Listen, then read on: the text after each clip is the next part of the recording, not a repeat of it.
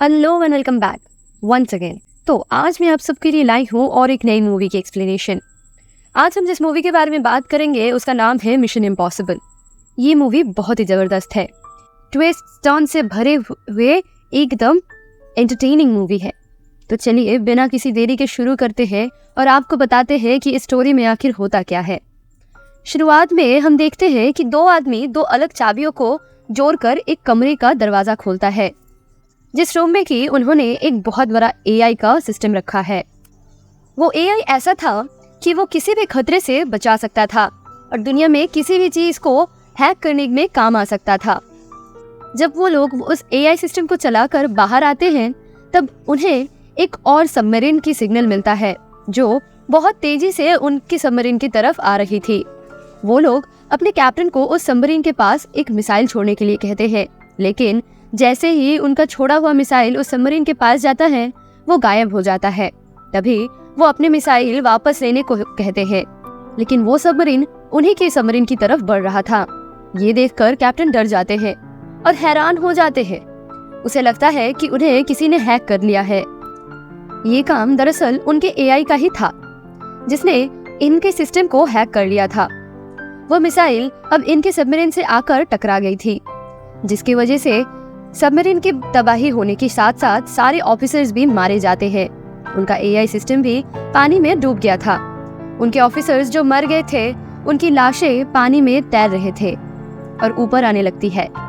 उनके गले में हमें लटकी हुई चाबियां दिखती है जो कि एआई सिस्टम के कमरे की थी।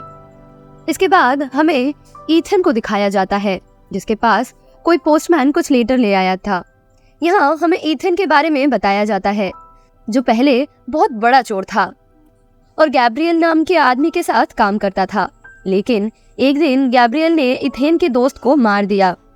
इसके बदले इथेन को आईएमएफ वालों ने मुआफी मांग के पकड़ लिया, लेकिन जब आईएमएफ के डायरेक्टर को इथेन की काबिलियत का पता चला तो उन्होंने इसकी सजा माफ कर दी और इसे आईएमएफ का ही एक एजेंट बना दिए।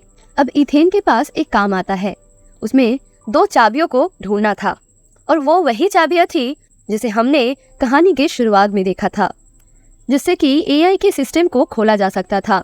और इस वक्त वो चाबियां एक लड़की के पास थी जो आईएमएफ का ही एजेंट थी।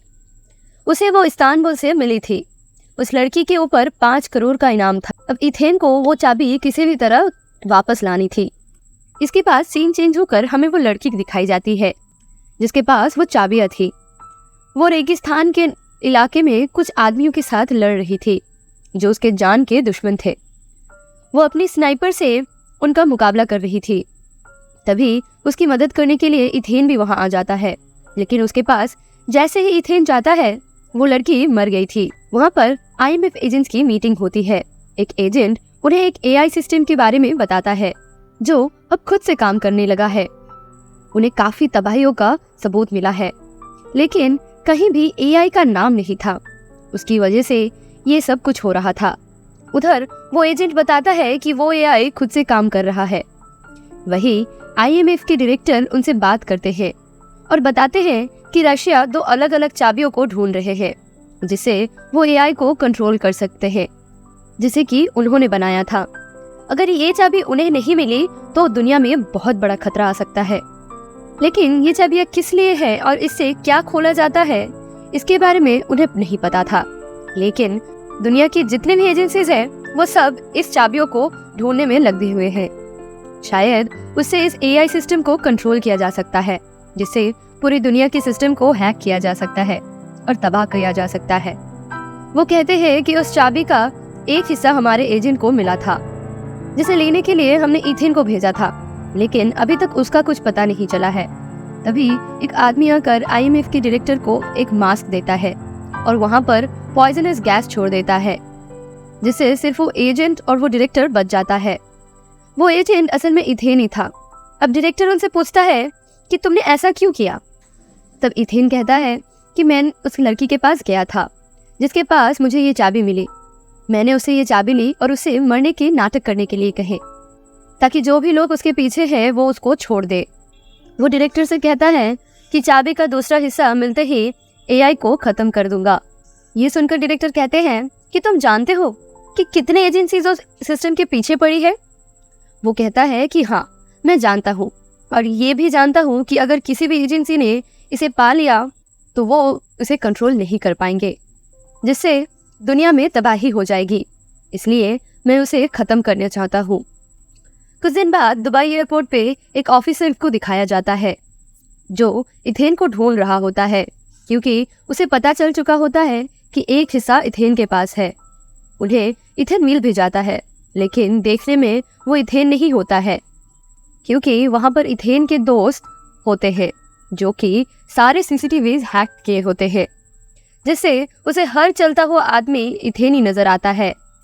उधर इथेन एक आदमी के पास पहुंच जाता है जिसके पास चाबी का दूसरा हिस्सा है, लेकिन वो हिस्सा अब एक लड़की जिसका नाम ग्रेस था वो चुरा कर भाग गई है। उसके बारे में जब इथेन के साथी पता करते हैं तो लड़की जिसका नाम ग्रेस था, उन्हें पता चलता है कि वो बहुत ही मशहूर थीफ थी। उस पर बहुत सारे इल्जाम भी लगे हुए थे। अब वो लोग जहाँ बात कर रहे थे वहाँ पर इथेन के एक दोस्त को एक बैग पर शक होता है। वो लोग खोल के देखते ही वो देखते हैं कि उसके अंदर एक बॉम्ब है। वो उस बॉम्ब को डिफ्यूज करने की कोशिश कर रहा था ताकि वहाँ मौजूद किसी को नुकसान ना पहुँच सके। इथेन को ग्रेस मिलती है और वो उससे चाबी ले लेता है और उसे लाइटर देकर वादा करता है कि तुम एक बहुत बड़ी चोरनी हो।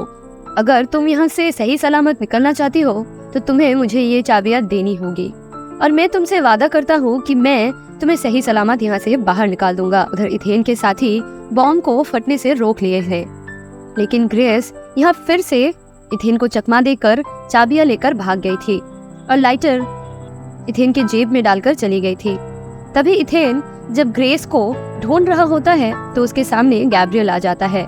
उसे देखकर वो डर जाता है। उसे एयरपोर्ट में खतरे का एहसास होता है, इसलिए सबको बाहर निकलने को कहता है क्योंकि यहाँ बहुत बड़ा खतरा है। इधर इथेन पर आईएमएफ वालों ने नजर रखी हुई थी। जब इथेन और ग्रेस को साथ देखते हैं तब वो समझ जाते हैं कि इन दोनों में चाबियों को लेकर कुछ चक्कर जरूर चल रहा है। उधर एयरपोर्ट पर ग्रेस पकड़ी जाती है। उसके सामने कुछ पासपोर्ट्स और कुछ पैसे रखे हुए होते हैं। अब ऑफिसर उसे अपने बड़े ऑफिसर के पास लेकर जाता है जो कोई और नहीं बल्कि इथेन ही था। ग्रेस कहती है कि तुमने मुझे पुलिस से पकड़ाया है ना? तो वो हाँ कहता है और उससे पूछता है कि तुम चाबियों से क्या हासिल करना चाहती हो। वो कहती है कि मुझे कुछ नहीं पता, मुझे बस चाबियां चुरा कर एक आदमी के पास देना था जो मुझे बहुत सारे पैसा देगा, और मुझे तुम्हारे बारे में भी बताया गया था। फिर इथेन जब ग्रेस को लेकर जा रहा होता है तो वो उसको फिर धोखा देकर वहाँ से निकल जाता है। वो उसको ऑफिसर के बीच फंसाकर नीचे जाकर कार लेकर भाग जाती है और इथेन बाइक पर से उसका पीछा कर रहा होता है। अब ग्रेस के सामने कुछ गुंडे आ जाते हैं जो भी उसे तंग कर रहे होते हैं और फिर उसको कार से निकलने के लिए कहते हैं। वहाँ पर उतने ही देर में इथेन भी आ जाता है और वो उसको फिर से बचा लेता है, और इस बार वो अपने हाथ को उसके हाथ से हथकड़ी से बांध कर देता है ताकि वो अब भाग न सके। इसी दौरान जो ऑफिसर इथेन के पीछे पड़ा हुआ है वो भी वहाँ पर पहुँच जाता है। इन सबके बीच एक कातिल लड़की वहाँ पर आ जाती है और वो ऑफिसर पर हमला कर देती है और ग्रेस और इथेन के पीछे पड़ जाती है। वो दोनों उसे बचकर कार लेकर ऊंचे नीचे रास्तों पर भागते हैं। वो लड़की भी उनका पीछा करती है। वो जैसे तैसे उस लड़की का पीछा छुड़ाकर भाग जाते हैं। ग्रेस को जब इथेन आज़ाद करता है तो वो उसका फायदा उठाकर उसे कार का स्टीयरिंग को बंद करके भाग जाती है। जब इथेन कैसे भी कर वहाँ से बाहर आता है तो उसके साथिया भी उसको ढूंढ रहे होते हैं। वो उसे लेकर ऑफिस पर आते हैं। उन्हें पता चलता है कि एक औरत बहुत अमीर है और उसी की पार्टी में ग्रेस वो चाबियां बेचने वाली होती है, मगर यहाँ अब तक कोई नहीं जानता था कि उन चाबियों से क्या होता है। इथेन के साथी कहते हैं कि उन्हें एयरपोर्ट पर एक बैग मिला था जिसमें एक बॉम्ब था जो किसी एआई ने डिजाइन किया था। मुझे लगता है कि वहाँ जो आदमी बॉम्ब छोड़कर गया वो एआई का ही आदमी होगा। तभी इथेन को याद आता है कि उसने उस दिन एयरपोर्ट पर गैब्रियल को देखा था जो अचानक से गायब हो गया था। इसका मतलब एआई ने मेरा चश्मा को हैक कर लिया था, तभी तो गैब्रियल मेरे आंखों के सामने से गायब हो गया। और ऐसे लगता है जैसे कि एआई ने गैब्रियल को छुपा दिया है खुद के लिए। मैं उसे अच्छे से जानता हूँ। मैं उसके साथ काम कर चुका हूँ, वो बहुत खतरनाक है। यही इथेन के साथ जो लेडी ऑफिसर थी उसको भी ये सब पता था। वो कहती है कि मैंने सुना है कि उसे मौत का सौदागर भी कहा जाता है। इथेन को अब डर लगने लगता है। वो कहता है कि अगर हमें एआई कंट्रोल कर रहा है और हमारे ऊपर नजर रख रहा है तो उसे ये भी पता होगा कि हम अभी यहाँ हैं। ये बहुत बड़ा खतरा हो सकता है, हमें किसी भी तरह से इसको फैलने से रोकना होगा। इसके बाद हम ग्रेस को पार्टी में देखते हैं जहाँ वो चाबियों का सौदा करने आई होती है। चाबियाँ खरीदने वाला और कोई नहीं बल्कि गैब्रियल ही होता है। वहाँ पर वो दूसरी लड़की भी होती है जो इथेन और ग्रेस के पीछे पड़ी थी। उसका मतलब वो भी एआई के लिए काम करती है। कुछ देर बाद इथेन भी पार्टी में आता है जिसके बारे में उसे ग्रेस ने ही बताया था। गैब्रियल इथेन को देखकर हैरान हो जाता है। यहाँ पर पार्टी की ऑर्गेनाइजर आ जाती है, वहीं अमीर लेडी जो कि डीलर भी थी, जिसके बारे में ग्रेस ने पहले इथेन को भी बताया था। उसने ही ग्रेस को गैब्रियल को चाबी देने का काम सौंपा था। वो आकर गैब्रियल से मिलती है और वो लेडी सबको बताती है कि उन चाबियों से जो वो हासिल करना चाहती है वो उस एआई की एंटिटी यानी बुरी ताकतों से कंट्रोल किया जा सकता है, जिसके बाद इंसान दुनिया में कुछ भी कर सकता है। इथेन को ये बात समझ आ गई थी कि जो भी यहाँ मौजूद है उसके पीछे एआई का हाथ है। फिर वो लेडी ग्रेस से चाबियां मांगती है। इथेन उससे पूछता है कि उन चाबियों से तुम्हारा क्या फायदा। गैब्रियल कहता है कि अगर ये लेडी इन चाबियों को बेच देगी तो ये आने वाले वक्त में और भी अमीर हो जाएगी, जिससे उसको बहुत सारे पैसे मिलेंगे और वो इस एआई सिस्टम को भी कंट्रोल कर सकेगी। इथेन कहता है कि आज जो हम यहाँ हैं वो एआई की वजह से ही है। वो चाहता है कि उसकी चाबियों से गलत काम किया जाए। एआई सिस्टम ये भी जानता है कि उसे मुझसे खतरा है, इसलिए वो ग्रेस को चाबियां देने से मना करता है और कहता है कि गलत हाथों में चाबियां कभी मत देना। तभी उसे इशारा कर देता है और तभी वहाँ पर लड़ाई शुरू हो जाता है।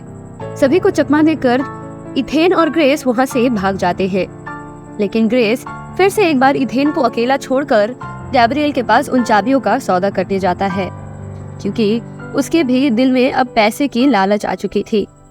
इथेन अपने साथी से ग्रेस की लोकेशन का पता करता है। उसके साथी जब कंप्यूटर पर काम कर रहे होते हैं तो वो हैरान हो जाता है, क्योंकि वो बिना बोले ही इथेन के पास उसकी आवाज जा रहा था। वो समझ जाता है कि एआई ने उसकी सारी सिस्टम को हैक कर लिया है। इथेन को जब उसका साथी ये बताता है तो वो वहाँ से दूर चला जाता है ताकि एआई उसका पीछा ना कर सके। वो कातिल लड़की उसके पीछे पीछे आती है जो अब तक उसका पीछा कर रही थी। दोनों के बीच बहुत लड़ाई होती है, मगर वो उससे वही छोड़कर ग्रेस के पास चला जाता है जो एक पूल के पास थी, जिसके बारे में इथेन को उसके साथियों ने बता दिया था, लेकिन उसे देर हो गई थी। वहाँ गैब्रियल ग्रेस से चाबियां लेकर उसे धोखा देता है, उसे बहुत मारता है, कोई पैसा नहीं देता है। फिर जब उसकी मदद करने इथेन के साथी ऑफिसर आते हैं तो उसे भी वो मार देता है। इथेन जब वहाँ पहुँचता है तब उस लेडी ऑफिसर की मौत हो जाती है, तो वो दुखी हो जाता है। काश वो जल्दी पहुँच जाता तो उसकी शायद जान बच जाती। अगले सुबह इथेन ग्रेस के साथ होता है। वो उसे बताती है कि गैब्रियल उस चाबियां किसी आदमी के पास ले जाने वाला है जो उसको उसके इस्तेमाल बताएगा कि कैसे वो एआई सिस्टम को उससे कंट्रोल कर सकता है। वो सब ट्रेन में डील करने वाले हैं। ग्रेस भी उनकी टीम के साथ मदद करने के लिए तैयार हो जाती है। इथेन का साथी ग्रेस को उस अमीर लेडी के मास्क पहनाकर जाने के लिए कहता है जो गैब्रियल से मिली हुई थी, ताकि ग्रेस को वहाँ कोई पहचान न सके।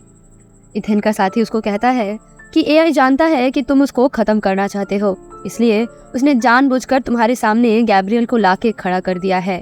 अगर तुम चाहते हो कि एआई के बारे में किसी को पता ना चले, उसका कोई गलत इस्तेमाल ना हो, तो तुम्हें गैब्रियल को पकड़ना होगा, तभी ये मुमकिन हो पाएगा कि एआई का किसी को भी पता ना चले।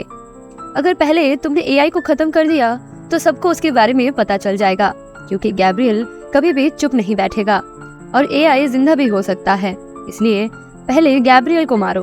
वो कहता है कि मैं ऐसा ही करूँगा, लेकिन जब तक मैं ना जान लूँ कि उन चाबियों से एआई को कैसे कंट्रोल करते हैं और उनका क्या काम है, वे गैब्रियल को नहीं मार सकता। अब ग्रेस उस अमीर लेडी का मास्क पहनकर जाने के लिए तैयार होती है।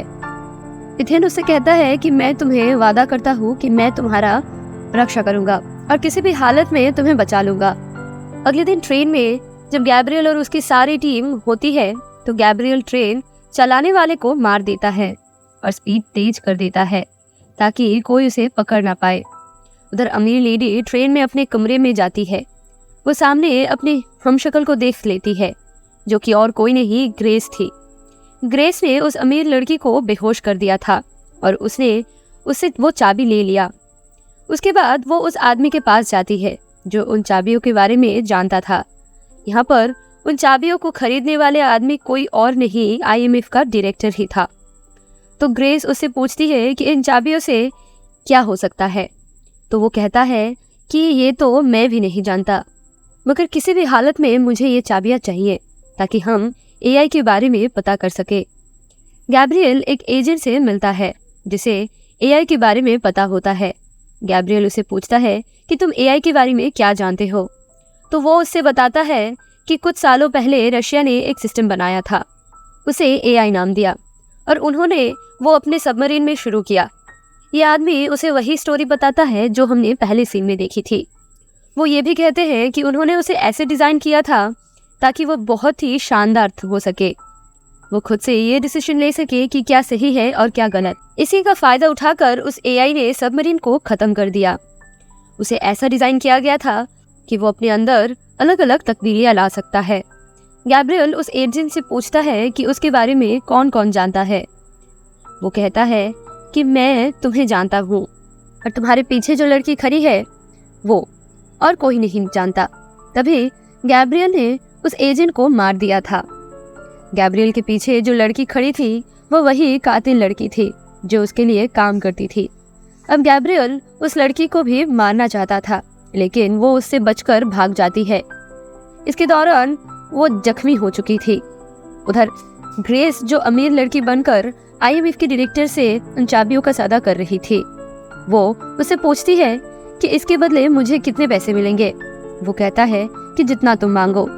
ग्रेस जब उसका हाथ में वो चाबियां देती है तो आईएमएफ का डायरेक्टर खुश हो जाता है। वो कहता है कि इससे पूरी दुनिया को तबाह कर दिया जा सकता है। ये सुनकर ग्रेस डर जाता है।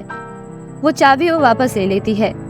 वो जान गई थी कि इन चाबियों को गलत हाथों में देने से बहुत बड़ी तबाही हो सकती है। इथन पहाड़ी पर अपने बाइक पर होता है।